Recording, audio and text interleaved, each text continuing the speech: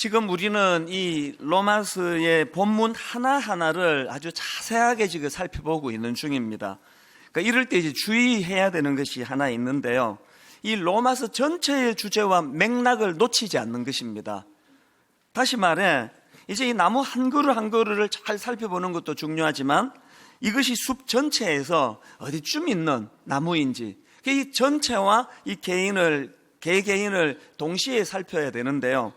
이런 맥락으로 제가 다시 정리해 드리자면, 이제 이 로마서의 구조가 1장 1절부터 17절까지는 이 서론에 해당되는 말씀이라고 말씀드렸습니다. 그런가 하면은 이제 로마서 1장 18절서부터가 정식 로마서 본론의 시작인데요. 두 주 전에 저희가 살펴본 게 뭐냐 하면은 이 로마서는 이 복음을 주제로 해서 나온 성경책인데, 로마서의 본론의 시작이 이 하나님의 진노라고 하는 무서운 이야기로 시작이 된다, 그 말씀을 드렸습니다. 왜 로마서가 하나님의 진노라고 하는 무서운 이야기로 시작되는가 하면은 우리가 복음을 받기 이전에 우리 인간의 상태가 얼마나 심각했던가를 자각하는 거기서부터 복음에 대한 마음의 문이 열리기 때문에 그렇습니다. 그런가 하면은 지난주에 우리가 살펴본 게 뭐냐 하면은 이처럼 하나님의 진노를 자아내는 인간의 범죄함의 첫 출발이 뭐라 그랬습니까? 불경건이라고요. 그 영어로 훨씬 선명한데요. godless라고 하는, 그러니까 하나님을 그 마음에서 몰아낸 상태, 그러니까 하나님을 인정하지 않는 마음의 상태, 혹은 하나님으로부터 독립하여 내 마음대로 살고자 하는 마음의 태도, 여기서부터 하나님의 진노가 시작이 되는데, 중요한 것은 이 하나님의 진노의 첫 출발인 불경건은 그 마무리가 우상 숭배로 반드시 마무리되어진다, 그렇게 결론 맺어진다. 이게 지난주까지 우리가 살펴본 말씀의 큰 줄거리입니다. 이제 오늘 연이어 가지고 이 우상 숭배와 관련해서 꼭 한 가지 짚고 넘어가야 될 포인트를 좀 나누고 싶은데요. 자, 골로새서 3장 5절을 한번 보시기 바랍니다. 그러므로 땅에 있는 지체를 죽이라. 곧 음란과 부정과 사욕과 악한 정욕과 탐심이니 탐심은 우상 숭배니라. 보통 우리가 생각할 때 우상이라고 하면 그 금송아지, 또 벽에 붙여놓는 부적, 또 무슨 어떤 하나님의 모양을 한 신상, 그러니까 이런 것들이 우상이고 거기에 절하고 또 그거를 섬기는 걸 우상 숭배로 알고 있는데, 오늘 이 본문에 보면은 그런 외형적인 것도 우상이 될 수 있지만 더 무서운 우상은 바로 우리 안에 자리 잡고 있는 탐심, 이게 우상이라는 것입니다. 빌립보서 3장 19절에도 같은 내용입니다. 그들의 마침은 멸망이요 그들의 신은 배요 그 영광은 그들의 부끄러움에 있고 땅의 일을 생각하는지라. 이것이 얼마나 무서운 우상 숭배가 되는지 바울이 이것을 경고하면서 18절에 보니까 얼마나 마음을 거기에 담고 있는 걸 우리가 알 수 있습니다. 내가 여러 번 너희에게 말하였거니와, 또 그 다음에 표현도 보세요. 이제도 눈물을 흘리며 말하노니. 여러 사람들이 그리스도의 십자가의 원수로 행하느니라. 이 바울의 애절한 마음이 느껴지지 않습니까? 너희들이 그냥 금송아지 안 섬기는 일, 우리로 치면 제사 안 지내려고 그렇게 애쓰는 거, 그런 애쓰면 너희들에게 보여지는데, 진짜 무서운 우상인 너희들 안에 있는 이 탐심, 그거를 바울이 눈물을 흘리면서 경고하고 있다는 이야기입니다.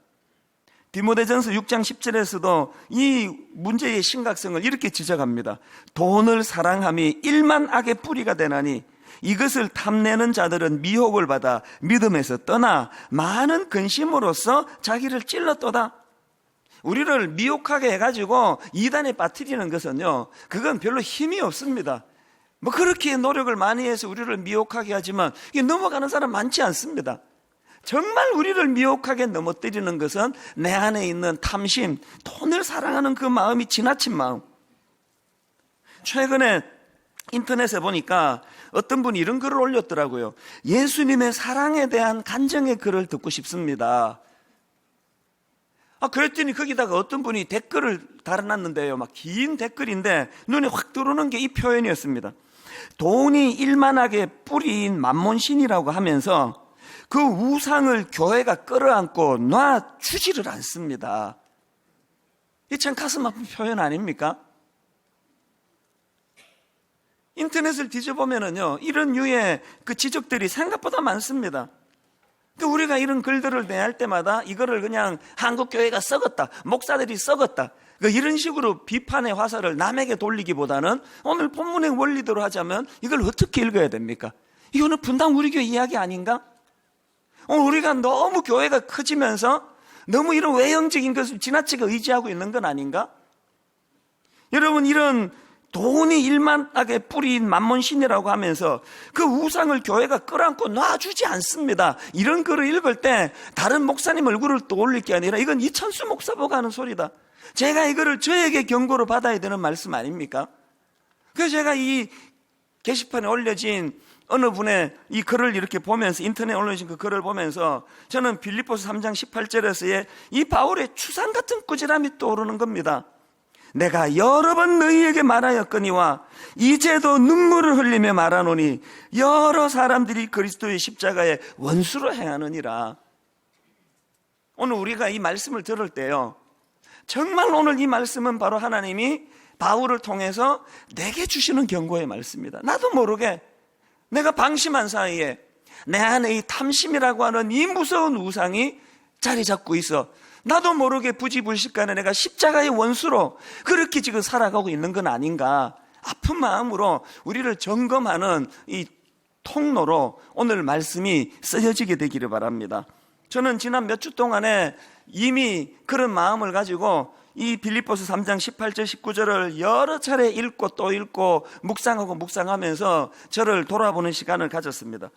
이렇게 빌립보서 3장 19절을 말씀을 여러 차례 읽다가 보니까요, 이 탐심이라는 거는 차라리 금송아지, 이거 눈에 보이기라도 하는데 이거는 실체가 없지 않습니까? 탐심.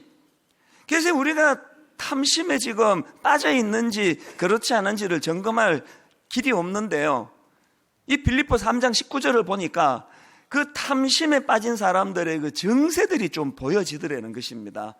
오늘 이 말씀을 여러분 스스로에게 한번 접목해서 살펴보시면 좋겠습니다. 이 탐심이라는 우상에 빠져 있는 사람의 첫 번째 특징이 뭐냐? 욕망을 하나님처럼 섬긴다는 거예요. 다른 말로 하면은 이 병든 자기 사랑, 이게 우상이라는 겁니다.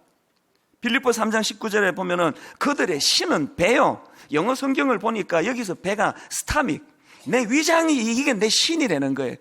온통 지나친 극단적인 자기 사랑에 빠져서 이 스타믹, 내 위장을 내 속에 그냥 탐욕스럽게 개걸스럽게 집어먹고 있는 이게 이 우상숭배라는 것입니다.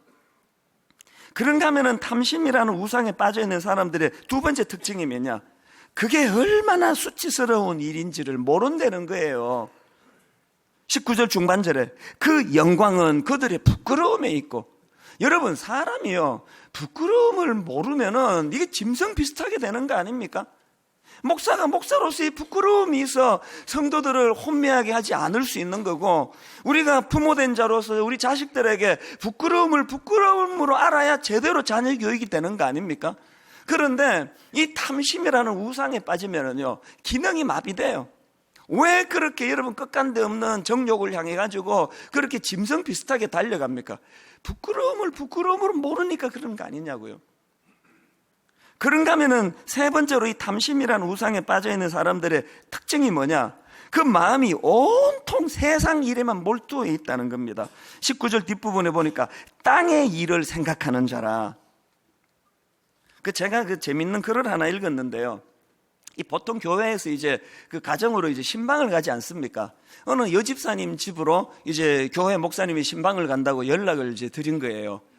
모든 사람들이 다 누가 자기 집에 온다 그러면 그때부터 막 엄청나게 분주하게 집을 다 치워가지고 새 집을 만들어 놓지 않습니까? 막 정신없이 집을 치우고 막 깨끗하게 하고 모든 짐은 그냥 이제, 그래서 누가 농문을 확 열어보면 막 와 쏟아지도록 그렇게 이제 집을 다 치우는 과정에서 이 여집사님의 이 딸이 아직 어린데요, 그 딸한테 이제 이런 부탁을 했답니다.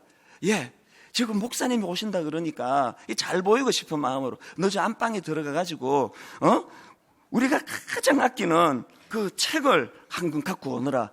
그렇게 이제 시켰더니 이제 이게 뭘 원하는지 아시잖아요. 책 읽는 모습을 보여주고 싶어가지고. 그랬더니 이 어린애가 딸이 안방으로 쪼르르 들어가가지고 떡달것이 갖고 와가지고 자기 엄마한테 내미는 책이 보니까 현대백화점 카탈로그였대요.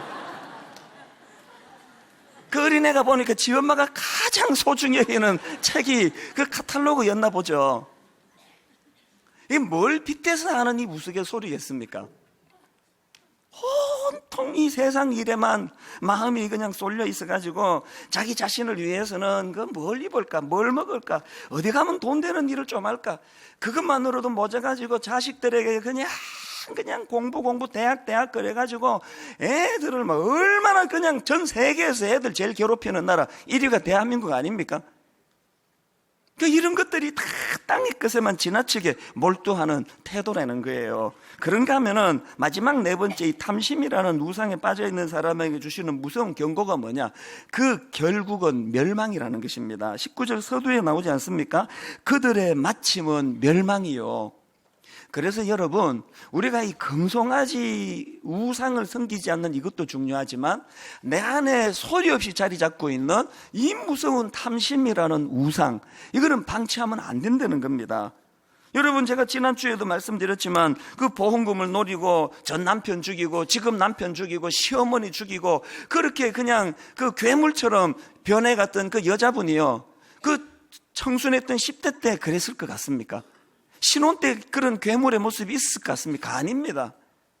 결혼하고 생활이 좀 어렵고 이런저런 부대낀 가운데 그 마음 안에 탐심이 조그만하게 자리 잡고 있을 때 그거를 방치해 놓으면 이런 괴물이 되는 거예요. 우리 모두가 다 자기를 돌아볼 때, 그래서 여러분, 제가 왜 나이가 50이 넘은 사람이 어린애도 아니고 길 가다가 갑자기 저한테 막 명령을 하면서 이찬수, 너 여기서 또 욕심내면 넌 인간도 아니야, 막 이런 걸 중얼중얼거리는 유치한 짓을 왜 하겠냐고요. 내 안에 있는 탐심을 방치하면 안 된다는 거예요. 그래서 저는 오늘 이 본문 말씀을 가지고요, 오늘 우리 모두 내면에 들어있는 이 작은 탐심, 어떤 사람에게는 이미 커진 분이 계세요. 이 내 안에 크고 작은 탐심이 자리 잡고 있는 이 문제를 어떻게 해결할 수 있느냐, 이 문제를 좀 풀어나가자는 거예요. 그래서 저는 오늘 본문 말씀을 가지고 이 탐심과 관련해서 두 가지 포인트를 말씀을 드리려고 합니다. 첫째로, 여러분, 이 탐심과의 싸움에 이 복음의 능력을 활용해야 한다는 것입니다. 바울이 로마서 1장 16절에서 이제 로마서의 그 본론을 들어가기도 전에 서론에서 그가 전제하는 큰 강조점이 뭡니까? 16절. 내가 복음을 부끄러워하지 아니하노니 이 복음은 모든 믿는 자에게 구원을 주시는 하나님의 능력이 됨이라. 바울의 복음에 대한 큰 전제는 복음은 이론이 아니라는 거예요. 복음은 논리가 아니라는 거예요. 복음은 능력이라는 겁니다. 이건 로마서에만 나오는 게 아니고요, 이게 모든 바울 서신에 이 바울을 관통하는 신학 중심 사상이에요. 복음은 능력으로 나타나야 된다는 겁니다. 우리가 뭐 아무리 복음 십자가 예수 100번 떠들어도요, 내 삶 속에서 복음이 능력으로 나타나지 않으면 이 복음은 부끄러운 것으로 전락한다는 게 이게 바울의 생각입니다. 고린도전서 1장 18절을 보십시오. 십자가의 도가 멸망하는 자들에게는 미련한 것이요 구원을 받는 우리에게는 하나님의 능력이라. 십자가의 도가 미련한 것으로 전락하지 않도록 하기 위해서 우리가 안간힘을 써야 되는 게 뭐냐? 내 삶 속에서 복음의 능력이 나타나기를 원합니다. 왜? 복음은 논리가 아니니까요, 이론이 아니니까요, 복음은 능력이니까요. 그래서 바울이요, 그 교만했던 고린도 교회 성도들, 남 비하, 저게 무슨 신앙이니 저 모양이지, 성경도 잘 안 읽고 기도도 잘 안 하고 저것들이 무슨 저 그냥 유치해, 이런 교만했던 고린도 교회 성도들을 향한 바울의 경고를 한번 보십시오. 고린도전서 4장 19절에 보니까 그런 교만한 성도들을 향해서 이렇게 말씀을 던집니다. 주께서 허락하시면 내가 너희에게 속히 나아가서 교만한 자들의 말이 아니라 오직 그 능력을 알아보겠으니. 그 다음 보세요. 하나님의 나라는 말에 있지 아니하고 오직 복음에 있느니라, 능력에 있느니라. 여러분, 제가 이 말씀 앞에 왜 이렇게 찔림을 제가 받습니까? 바울이 오늘 이 시대에 살아있다면 이거 분당 우리 교회를 향한 준엄한 경고의 메시지가 될 것 같은 느낌이 왜 제 안에 있을까요?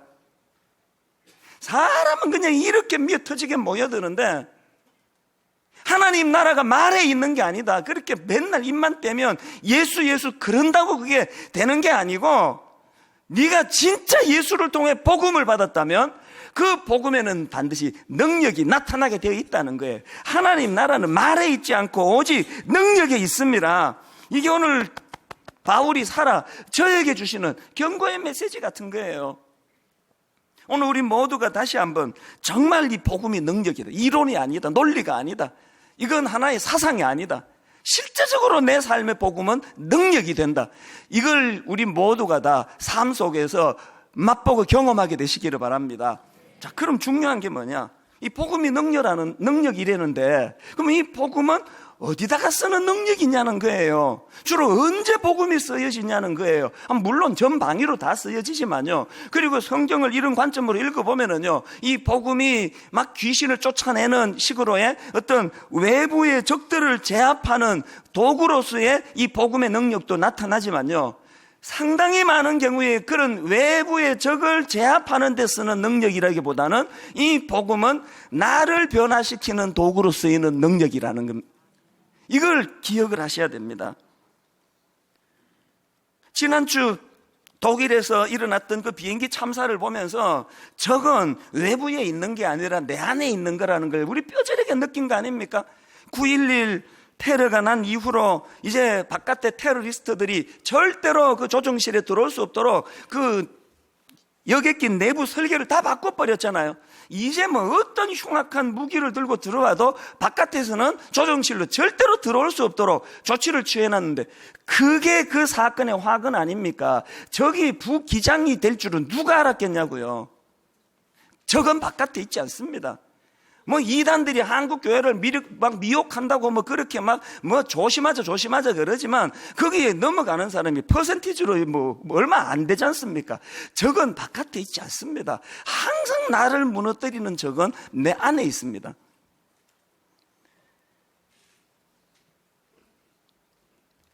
지난주에 말씀드렸지만 그 보험금 때문에 그렇게 남편을 살해하고 시어머니를 살해했던 그 여자가 붙잡히고 나가지고 하는 말이, 이제 잡히면 그거 거의 뭐 무기징역 아니면 사형, 이게 예측이 되는데도 불구하고 붙잡히고 뭐라고 말했다 그랬습니까?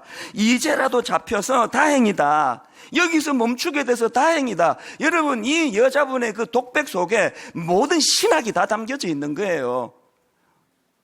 이 여자분이 직감하는 게 뭐예요? 물리적으로 붙잡아 자기를 감옥에 쳐넣지 않는 한 이 무서운 탐욕으로부터 자신은 벗어날 수 없다는 거 아닙니까? 절대로 멈출 수 없는, 내 힘으로 내 능력으로는 이것을 제압할 수 없다는 것을 자기가 실존적으로 경험한 그 얘기를 지금 고백하는 거 아닙니까? 이게 성경이 지금 지속적으로 우리에게 말하는 타락한 인간의 모습 아닙니까? 그렇기 때문에 여러분, 우리가 가진 그 무엇으로 내 탐심을 물리치려고 애를 쓰면은요, 내 안에 있는 탐심이 비웃습니다. 이런 맥락에서 저는 복음이 능력이라면 내가 제압할 수 없는 이 내 안에 무서운 탐심을 제압하는 도구로 이 복음의 능력이 쓰일 수 있다는 이 사실을 간과하지 말자는 이야기예요. 그런 의미에서 저는 갈라디아서 5장 24절 말씀이 참 중요하다고 생각합니다. 그리스도 예수의 사람들은 육체와 함께 그 정욕과 탐심을 십자가에 못 박았느니라. 그리스도 예수의 사람들은 육체와 함께 그 정욕과 탐심을 십자가에 못 박았느니라. 이 선언이 왜 중요합니까? 여기 잘 한번 보세요. 정욕과 탐심을 십자가에 못 박았다고 하는 이 주체가 누굽니까? 맨 앞에 나오잖아요. 그리스도 예수의 사람들은, 그 주체가 그리스도 예수의 사람들이래요. 더 쉽게 말하면 저하고 여러분 같은 사람들이에요. 내가 전에는 복음의 능력을 모를 때 교회는 다녔지만 내 안에 탐심이 나를 좌지우지할 때 거기에 끌려만 다니고, 뭐 어떻게 손을 쓸 수가 없었는데, 이 복음의 능력이라는 사실을 내가 깨닫고부터는 내가 이제 도전하는 거예요. 이제 선전포고를 하는 거예요. 이제 너 죽었다. 너 그 정욕과 탐심 이제 내가 방치하지 않는다. 너 내 안에서 나를 괴롭히고 꿈틀거리는 이 정욕과 탐심은 이제 내가 십자가에 못 박아버렸다. 내가 선언하는 거예요. 이 선언이 왜 중요하냐? 내가 그렇게 선언을 하면은 거기에 하나님이 힘을 주신다는 거예요. 그 다음 여러분 갈라디아 5장 24절에서 내가 정욕과 탐심을 십자가에 못 박았느니라 그렇게 선언하고 바로 뒤이어 나오는 25절에 보니까 만일 우리가 성령으로 살면 또한 성령으로 행할지니, 내가 복음의 능력을 믿고 정욕과 탐심을 십자가에 못 박았느니라 입술로 선언하면, 마음으로 선포하면 성령님이 힘을 주신다는 거예요. 전에는 아무도 도와주는 사람이 없고 가이드가 없고 혼미하게 내버려 던져졌는데, 내가 입술로 복음의 능력을 선포하면 성령님은 그것이 가능하도록 우리를 도와주시고 밀어주시고 힘을 주신다는 거예요. 교회를 암만 오래 다니면 뭐합니까? 이게 뭔지를 한 번도 맛보고 경험하지를 못하고 사는데요. 그래서 저는 여러분 고린도후서 10장 3절부터 이 말씀이 너무 제게 힘이 돼요. 우리가 육신으로 행하나 육신에 따라 싸우지 아니하노니 우리의 싸우는 무기는 육신에 속한 것이 아니요 오직 어떤 견고한 진도 무너뜨리는 하나님의 능력이라. 모든 이론을 무너뜨리며 하나님 아는 것을 대적하여 높아진 것을 다 무너뜨리고 모든 생각을 사로잡아 그리스도에게 복종하게 하나니. 여러분, 이런 구절을 죽도 못 먹은 사람처럼 읽어서 되겠습니까? 힘이 나는 거예요. 치유가 일어나는 거예요. 회복이 일어나는 거예요. 모든 진을 파는 강력한 능력, 이 복음의 능력을 내가 믿을 때 성령님은 실제로 그것이 가능하도록 우리를 십자가 앞으로 인도해 주시는 가이드 되시는 줄 믿습니다. 오늘 새벽이에요. 사실은요, 제가 설교를 다 준비하고 찬양까지 팀에게 다 넘겨주고 자막에 띄우라 그러고 다 했는데 강력한 찬양 하나가 새벽에 저를 격동을 시켰습니다. 우리들의 무기는 육체가 아니요 그러나 강하오 참으로 강하오. 우리들의 무기는 육체가 아니요 그러나 강하오 성령 안에서 견고한 진을 파하는 강력이요 강한 힘이요 참으로 강하오. 견고한 진을 파하는 강력이요 강한 힘이요 성령 안에서.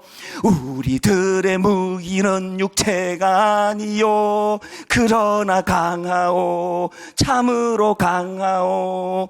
우리들의 무기는 육체가 아니요 그러나 강하오 성령 안에서.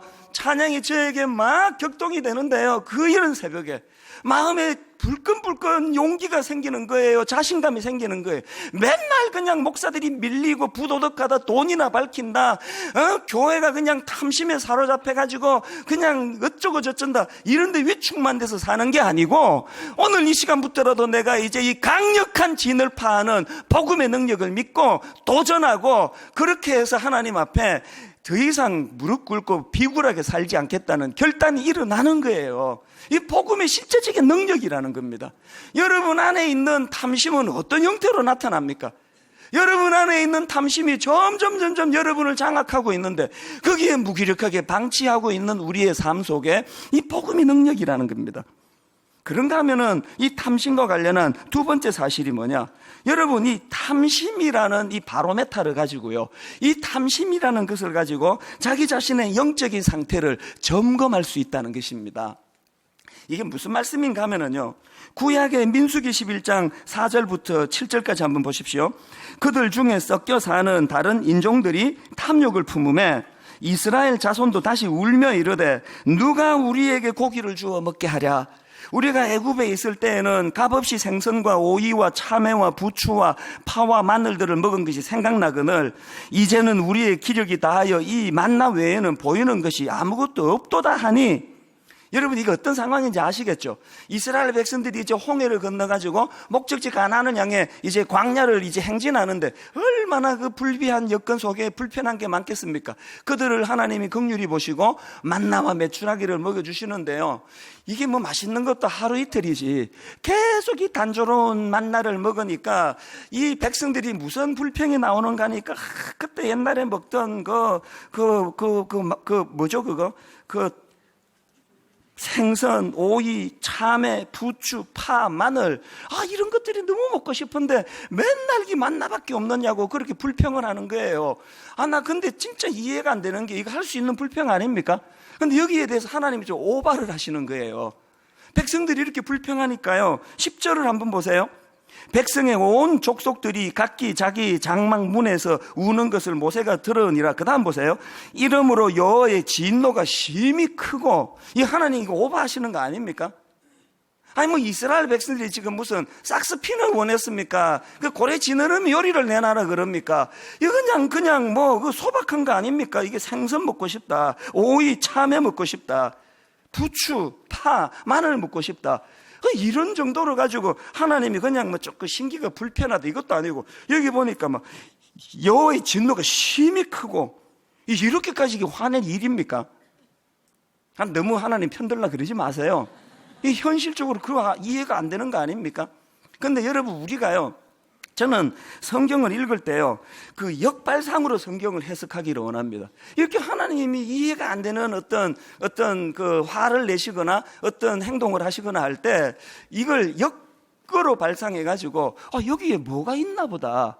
그래서 제가 이런 관점으로 이 본문을 묵상하다가 참 중요한 하나님이 생각하시는 탐심이 뭐냐를 정리를 하게 됐는데요, 이게 잘 들어보세요. 중요한 포인트 같아요. 자, 이 민수기를 통해 제가 발견한 하나님이 생각하는 탐심이 뭐냐? 첫째로요, 하나님께서 생각하시는 탐욕이란 것은 하나님 주신 것에 대해 자족하지 못하는 마음, 이게 탐심이라는 거예요. 우리는 어떻게 오해합니까? 탐심은 막 큰 거, 막 10캐럿짜리 막 이렇게 굵은 다이아를, 10캐럿이 큰 겁니까? 툭 튀어나오고 보니까 잘 모르겠는데 하여튼 막 알이 막 엄청 굵은 막 다이아몬드를 막 탐내고 막 벤츠 캐딜락을 타고 싶어하고 이런 걸 탐심이라고 생각하기 쉬운데요, 하나님의 관점은 그게 그렇게 막 이렇게 굵은 뭐 다이아몬드인지 그게 뭐 마늘 양파 같은 거지 이게 중요한 게 아니고 하나님 주신 것에 대하여 자족하지 못하는 마음, 이게 탐심이라는 거예요. 그런가 하면은 두 번째로 하나님이 생각하시는 탐심이 뭐냐? 세상 사람들의 삶의 방식에 영향을 받아 그들의 삶의 방식대로 살고자 하는 본능, 이게 탐심이라는 거예요. 민수기 11장 4절을 다시 한번 보세요. 그들 중에 섞여 사는 다른 인종들이 탐욕을 품음에 이스라엘 자손도 다시 울며 이르되 누가 우리에게 고기를 주어 먹게 하라. 여러분 이 성경의 기록 방식이 참 재밌잖아요. 이게 세상적인 것 같으면요 앞에 거 없어요. 그들 중에 섞여 사는 다른 인종들이 탐욕을 품으라고는 이거는 안 써도 되고요. 결과 이스라엘 자손도 다시 울며 이르되 우리에게 누가 고기를 주어 먹게 하랴, 이 결과만 기록할 것 같은데 성경은 항상 그 이면에 뿌리부터 같이 기록을 합니다.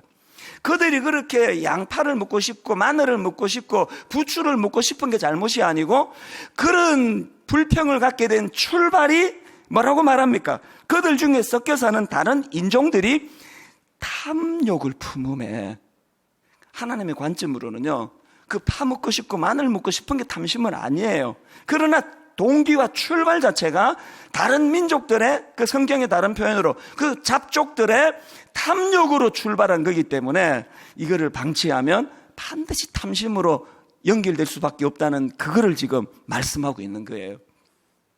자, 여러분 이런 맥락에서 저는요 뭐가 경건이냐? 디모데전서 6장 6절이요. 그러나 자족하는 마음이 있으면 경건은 큰 이익이 되느니라. 자족하는 마음이 경건이래요. 그리고 복음의 능력은 우리에게 자족하는 마음을 주는데, 그래서 여러분 제가 종종 인용하는 빌립보서 4장 11절 11절도 마찬가지 아닙니까? 내가 궁핍함으로 말하는 것이 아니니라 어떠한 형편이든지 나는 자족하기를 배웠노니, 이 자족하기를 배워서 나는 비천에 처할 줄도 알고 풍부에 처할 줄도 알아. 모든 일, 곧 배부름과 배고픔과 풍부와 궁핍에도 처할 줄 아는 일체의 비결을 배웠노라. 그런데 이 말씀 전체에서 가장 중요한 그 다음 13절이에요. 이 비결을 배우게 된 근원적인 능력이 어디서 나타나느냐? 내게 능력 주시는 자 안에서 내가 모든 일을 할 수 있느니라. 이 자족할 수 있는 힘은 내게서 나오는 게 아니에요. 이것을 줄 수 있는 힘, 이게 복음이라는 거예요. 예수 그리스도로부터 나오는 능력, 이게 복음이라는 거예요. 지난주에 저는 그 싱가포르 초대 총리 리콴유 세상을 떠나면서 막 전 세계에서 이분에 대한 기사가 넘쳐났는데요. 저도 많은 기사를 흥미를 갖고 접했는데 그 중에 제가 두 기사가 이렇게 확 와닿더라고요. 목사니까 더 그랬을 거예요. 그 중에 한 기사가 뭐냐 하니까 이분이 미리 4년 전에 이미 유언을 남겨놓은 게 있다는 거예요. 유언이 뭐냐? 내가 죽거든 지금 사는 집을 절대 기념관으로 만들 생각하지 말고 헐어버려라. 이게 우리가 아는 그 세상의 권력자들하고 좀 다른 모습이라서 인상적인 거 아닙니까? 이거 절대 헐지 말고 기념관 만들어라. 이게 좀 정상인 것 같은데. 근데 여러분, 그 다음 기사가 더 제 마음에 참 생각을 많이 하게 만들었습니다. 기자가 그 리콴유 총리가 허물어버리라고 한 그 집이 어떤가 가봤더니요, 총리 되기 전서부터 살던 무려 75년간을 살았던 낡은 집인데요, 벽이 갈라지고 뭐 이래가지고 얼마나 낡았던지 일부러 허물라 안 그래도 저절로 허물겠더라는 거예요. 제가 그 기사를 보면서 내 목사니까 자꾸 마음에 두 가지 생각. 이분이 크리스찬이면 좋겠다. 이분의 이 생각의 정신이 크리스찬이어서 나왔으면 좋겠다. 그 다음 생각. 나 참 부끄럽네. 난 목사인데 내 안에 탐심을 제어할 능력인 복음을 내가 알고 있는 사람인데 오늘 여러분 이런 기사 앞에 우리가 그리스도인으로 참 민망하고 부끄러운 마음을 가져야 되는 거 아닙니까? 결론을 맺으면서요, 한 가지 말씀만 더 드릴게요. 저는 오늘 이 설교를 준비하다가요, 예전에 70년대에 그 유행가, 그 건전가요라 그럴까요? 꽤 많이 알려져. 그래서 이제 소풍 같은 데 가면은 꼭 단골로 나오던 노래 하나가 이렇게 불쑥 떠올랐는데 그 노래 제목이 욕심 없는 마음인가 그래요. 내가 살고 싶은 집은 작은 초가집, 내가 먹고 싶은 것은 구운 옥수수, 욕심 없는 나의 마음 탓하지 마라. 사람들아 사람들아. 워워워. 아하. 2절은요, 이게 또 복음성가 같아요. 힘드시겠지만 한번 들어보세요. 내가 입고 싶은 옷은 하얀 저고리, 내가 갖고 싶은 책은 작은 성경책, 욕심 없는 나의 마음 탓하지 마라. 사람들아 사람들아. 아까 일부 예배 때 이 찬양을, 이 노래를 부르는데 확 눈물이 쏟아지는 거예요. 오늘 우리 그리스도인들이 잃어버린 게 이거 아닙니까? 오늘 우리가 복음의 능력으로 세상 사람들을 향해 사람들아 사람들아, 욕심 없는 나 보고 탓하지 마라. 이게 복음이다. 소박한, 그저 평범하게 입을 수 있는 옷 한 벌이면 난 족하고, 그저 초가 단칸이랄지라도 기피하고 몸 녹일 수 있는 공간이면 난 그것으로 족하고, 그 다음에 여러분 이 대중가요예요. 내가 갖고 싶은 책은 작은 성경책. 제 아내에게 이 노래를 들려줬더니요, 그 당신 가사가 진짜 그 혼돈하는 거 아니냐고, 유행가에 이런 노래말이 진짜 있었냐고. 이게 70년대예요. 우리가 지금 뭘 읽고 삽니까? 우리가 오늘 우리가 이런 노래를 부를 수 있습니까? 세상 사람들이 이런 노래 앞에 동의가 될 것 같습니까? 참 저것들은 말만, 입만 살아가지고. 우리가 하나님 앞에 부끄러워해야 되는 게 뭐예요? 이 복음의 능력으로 내 안에 탐심을 제거하고 리콴유 총리까지는 아니라 할지라도 결론을 맺으려고 합니다. 저는 우리 주변에 이렇게 복음을 살아내는 많은 신실한 그리스도인들 알고 있습니다. 그분들이 희망이에요. 내일부터 고난주간 아닙니까? 뭘 기도하시겠습니까? 오늘 여러분 주보간지에 나누어드린 이거 한번 꺼내보세요. 고난주간 동안 우리가 함께 기도할 제목들 탐심을 4가지로 정리했는데요. 월요일날 우리가 기도할 제목 탐심 1. 아버지, 이 물질에 대한 탐심, 이것이 저에게 우상입니다. 화요일날 기도해야 될 탐심 2. 이 자녀에 대한 과도한 집착. 통그적인 세상의 그 화려한 그 무엇 때문에 아이들을 얼마나 괴롭히고 또 자기도 지금 불편한 삶을 살고 있습니까? 탐심 3. 인정받고 싶은 욕구. 누가 자기를 인정해 주지 않으면 그 견딜 수 없는 마음. 온 세상의 중심에 내가 서 있는. 그런가 하면 4번째 우리가 제어해야 될 탐심이 뭡니까? 이 쾌락, 정욕. 온 세상이 정욕에 미쳐 날뛰고 있다가 보니까 이게 그냥 이 짐승 비슷하게 돼가는 거 아닙니까? 이게 뭐 내 아내인지 남의 아내인지, 이게 뭐 내 남편인지 남의 남편인지 뭐 분간 없어요. 뭐 충동이 나면 그냥 막 미친 듯이 지금 이 정욕의 노예가 되는 이 땅에 우리도 지금 그렇게 같이 미쳐가지고 정신없이 지금 날뛰고 있는 사람들이 이 자리에 한둘이 있습니까? 오늘 결론을 맺으면서 하나님, 금송아지가 무서운 우상이 아니고 내 안에 있는 이 탐심이 우상이라고 경고해 주시는 이 말씀이 오늘 내게 복음의 능력으로 이것을 맞설 수 있는 결단으로 연결되기를 원합니다. 주 예수 그리스도의 은혜와 하나님 아버지의 다함없는 사랑과 성령님의 감동, 감화, 위로, 교통 충만하심의 역사가 오늘 주신 말씀 마음에 담고 복음이 내 안에 탐심을 제거하는 능력이라는 사실을 확신하고 붙잡고 그렇게 능력 구하며 달려가는 하나님의 사람으로 살아가기로 결단하는 모든 주의 자녀들 머리 위에 지금부터 영원토록 함께 하시기를 간절히 축원하옵나이다. 아멘.